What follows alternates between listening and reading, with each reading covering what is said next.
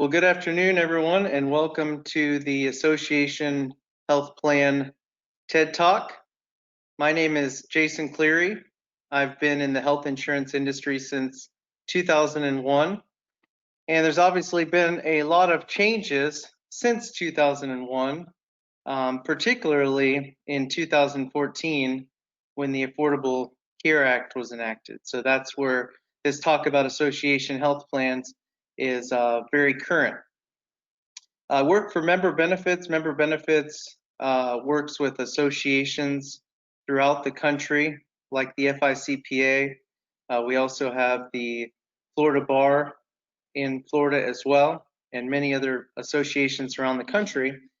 And we work with these associations to set up unique insurance solutions for individuals, small groups, and large employer groups to help with cost solutions and efficiency for shopping for health insurance. And so with most of our associations since 2014, they have been asking us for some solutions for association health plans, with a lot of them asking the same question of, can't we just band together and create one big health plan so that the rates would go down for everyone? So today we want to ask the question, will association health plans ultimately drive the rates down across the board and eliminate or solve the healthcare crisis? And just from the outset, I want to say I'm not an expert. I've been in the industry for a while, and I'm going to pass along the information that I know, but there's a lot of technical questions and answers that we won't be able to address in this webinar. We will have some time for questions at the end. But I'm going to share with you what I know, and we're going to discuss that question. And we'll get at it by exploring the following topics. The first one will be, we'll look at how the ACA affected the small group and individual health insurance market. Why is there so much buzz now about association health plans? What are association health plans? Because there's the old kind and then there's the new kind. And what's the different types of association health plans? And I'm going to even expand that from association health plans to an association health program, which we have enacted for the FICPA members. And then the last question, is the association health plan the right fit for me and my firm? So let's start by just kind of understanding the health insurance landscape. And at the end, I'm going to put a graphic up about association health plans so that you can see the different types, and we'll go from there. But in 2014, we had the Affordable Care Act come into effect, and it was supposed to make rates go down for everyone and be the best solution. But what we saw is that over time, the rates went up and the options, especially for the individual market, decreased substantially. Many carriers got out of the market. And one of the reasons for this is that the rating methodology drastically changed from the way it was prior to 2014. Post 2014, all groups were under what's called adjusted community rating. Prior to that, if you were a healthy group or a healthy individual, I could get you up to 15% discount on your health insurance rates. After that, it didn't matter. There was no health taken into account. So because of that, many people got a large rate increase, and many people were left with very little coverage options. So the ideas began to circulate. What do we do? There has been lots of creative solutions that happened in the market. And one of the creative things that came up was, what about association health plans? So in 2018, President Trump signed an executive order to free up and make it easier for associations and businesses to come together to form an association health plan. So the question is, will this ultimately help and resolve the healthcare crisis? Well, association health plans have actually been around for a long time prior to 2014. They just had more strict guidelines. So let me tell you the definition of the old association health plans and then the new association health plan. So prior to the executive order, an association health plan was a small group of employers coming together to form a single large group regulated by ERISA, and employers were bound together to have this plan for the purpose of the association, not just for starting health insurance. And the key is that employers had to share a common trade, business, or profession. And medical underwriting was allowed in these particular association health plans and still is. So, for example, there is an association health plan that's been around for a long time for engineers. ACEC is the association, and engineers who are part of the association have an association health plan option through United. It has thousands of members and it's been doing really well as medical underwriting because the engineers are in the same profession and trade. But in 2018, the definition expanded greatly, and now no longer was it just about being a part of the same trade or industry, but now the law said that, or the executive order said that you could have businesses within the same geographic area, which could actually span over several states.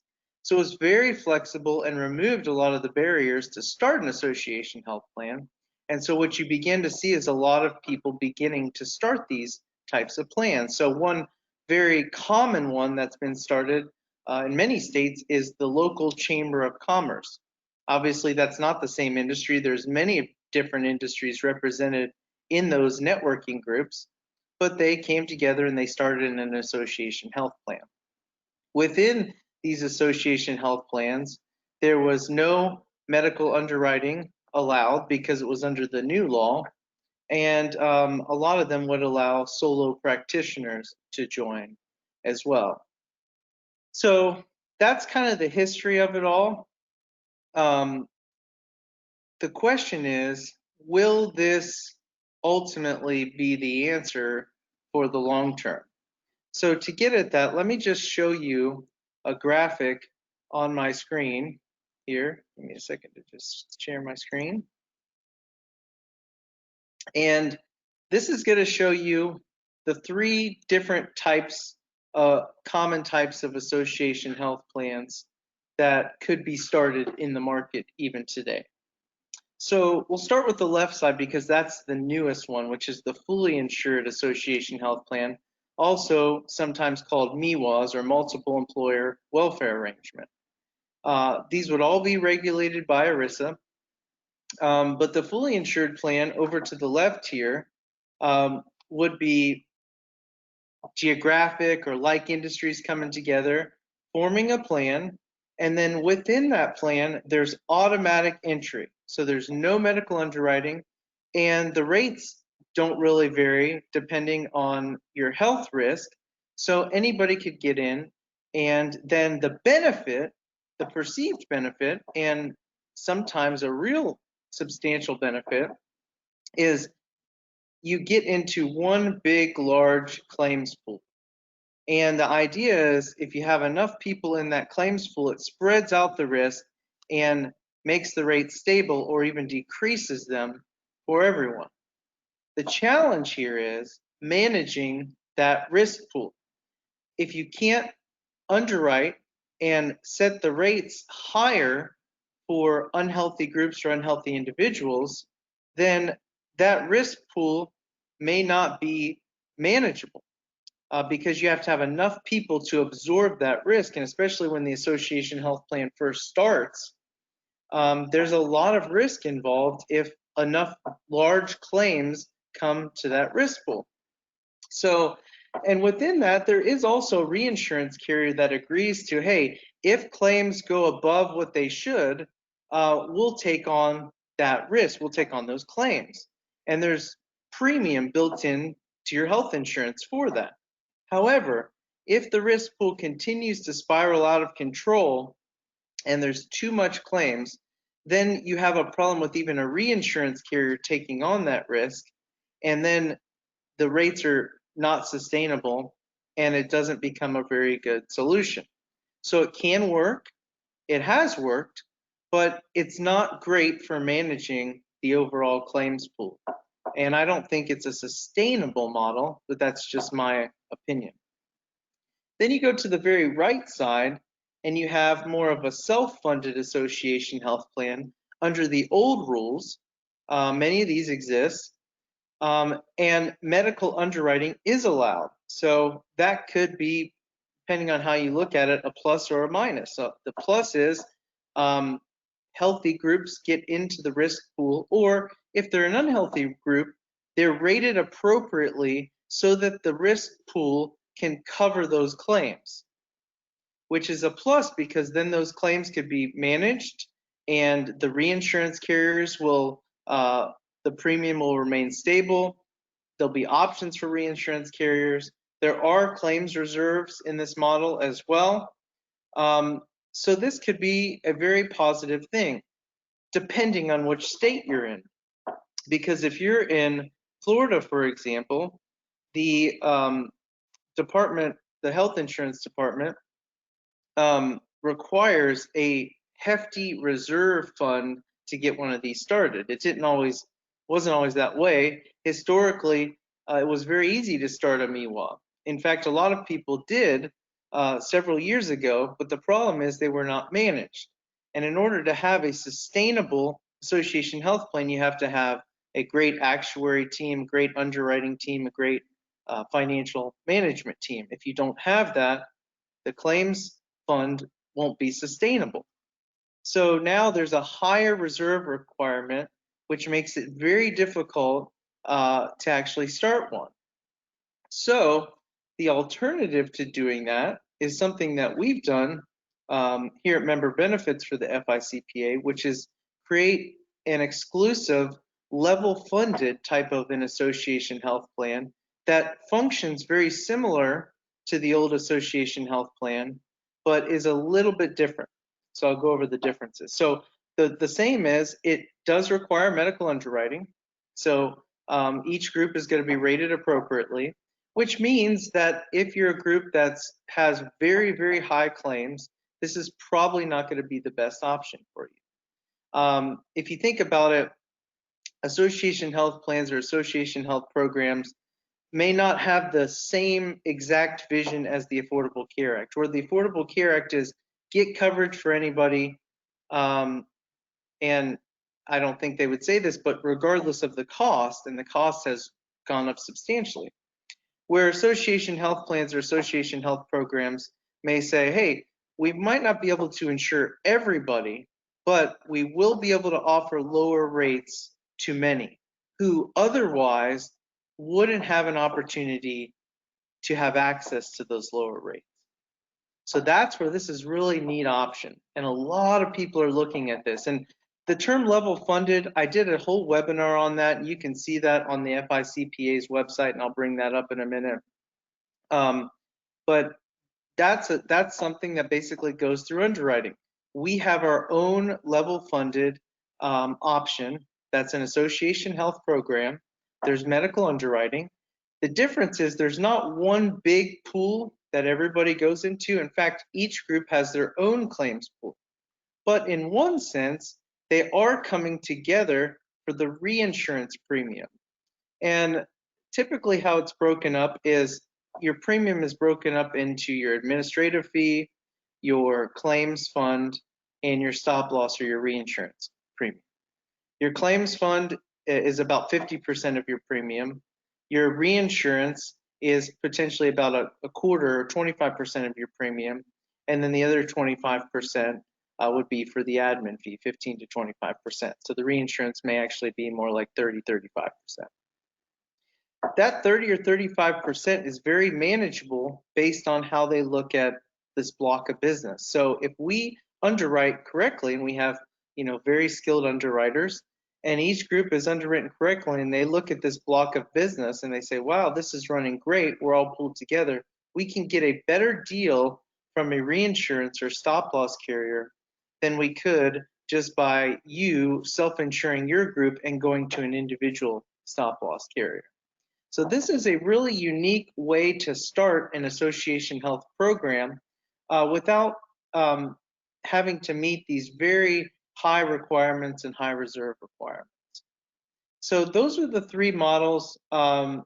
If you haven't already, I would highly encourage you to look at an association health program, specifically through the FICPA, and I'll actually bring up a site here where you can see. So if you go to ficpa.memberbenefits.com, it's going to bring up your site. And within this site, you can go to plans for your business. And then down here, if you click on get a quote, you'll be able to just put in your effective date, the number of full-time employees you have, and then this will go directly to a benefits counselor, and you'll be able to get a health insurance quote for our association health program. It's very easy. It's like I said, a lot of people with these association health programs can save 10, 15, we've even seen 20, 30% on their health insurance premiums because you are a part of the adjusted community rating now potentially, or even if you're a part of another level funded plan, because there's a lot of level funded plans out there that allow for medical underwriting, and people have started to take advantage of these as opposed to just your typical ACA adjusted community rated plans. But we even find that because we're able to pool together a block of business, the FICPA, we're able to get substantially lower rates than even some of your top level funded carriers. It's on a national network, very reputable program. So that's something that you can consider. Some questions that often are asked about association health plans or just in general is when you go through medical underwriting, can you be excluded if you have a pre-existing condition? And the answer is no, you're not excluded for pre-existing conditions. In fact, in our association health program and a lot of association health plans, there's no pre-existing conditions, and a lot of the benefits still have all the essential health benefits, all the major medical benefits that you've been accustomed to. And pre-existing conditions are allowed. The only thing that's done is that you're given the appropriate rating factor for those conditions. And so if that appropriate rating factor is something that's manageable and lower than you're paying now, then it would make sense for you to jump into the program. And if you do, your condition will be covered. The other question sometimes asked is how many employees does my firm have to join an association health plan or association health program? Well, it's going to be different across the board. I can speak for the FICPA association health program, and that's going to be employer firms with 4 or more employees. We have some solutions with firms with less than that, but as far as the association health program, it's going to be 4 or more. And you find that pretty much across the board for many association health plans or programs that do underwriting. Much less than 4, you have to have a substantially larger number of participants to justify going down to the 2, 3, or even solo practitioner level. So that's another question we get. And, you know, it's very easy for you to explore this with a fully insured traditional plan versus the level funded plan. And the other thing is it functions very much like a fully insured plan, though it's broken up into 3 components: the administrative fee, the claims fund, and the stop loss insurance. All you're responsible for in these types of arrangements is just paying your monthly premium. And then the association health program handles the the rest with very little to no risk.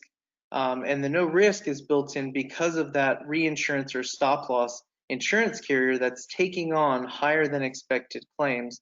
So that's very important to have in play for any of these types of programs. So I hope this was helpful. My name again is Jason Cleary. You can go to FICPA again .memberbenefits.com, plans for your business, get a quote. My direct email address, if you want to email me with any questions, would be jcleary, JCLEARY @memberbenefits.com. And then at this time, we can just take any kind of specific questions that you might have. I might not have all the technical answers, but we can dive into any questions that you might have.